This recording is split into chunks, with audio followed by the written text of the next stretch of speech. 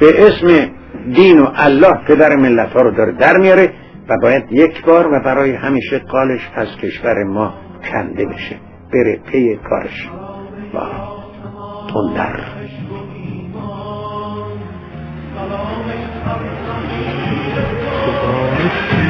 را اندر کمان کن، دوباره آرشی دیگر عیان کن. به تازم رخش را در پیش هایت، به زایان رستمی از ریش. فقط اگه ذره ذره تن من رو ببرین تیکه تیکه بکنین، باز ذره ذره من هم به شما نخواهد گفت تندر چیه. تا لحظه هاش همین جاست که ما شما رو پیش مات خواهیم کرد. شطرنج رو نگاه کنید، هرگز اون کسی که مات میشه میدونه چجوری مات میشه. اگه میدونست که جلوشو میگرفت. به تابان شمس عشق مولوی را بخوانی نامه های مثنوی را، شکوفا کن شکوه شرقیم را، مداوا کن غم بی‌دردیم را.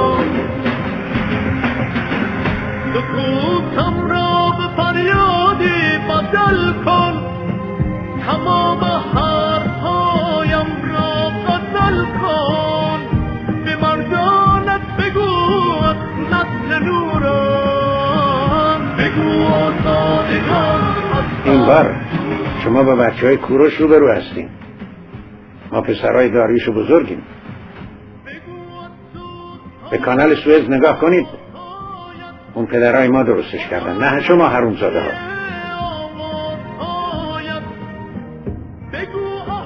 به فرهنگ نوشیروانی نگاه کنید، اون مال پدرهای ما بوده، نه پدران جنایتکارشون.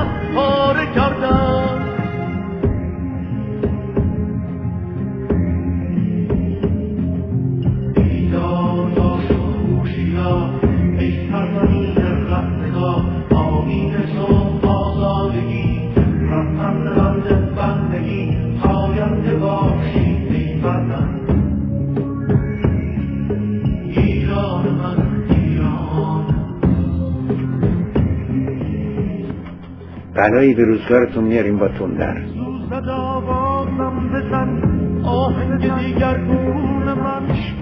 یعنی این رژیم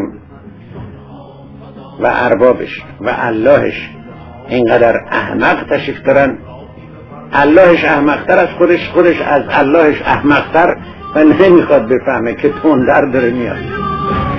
به من خواهان تو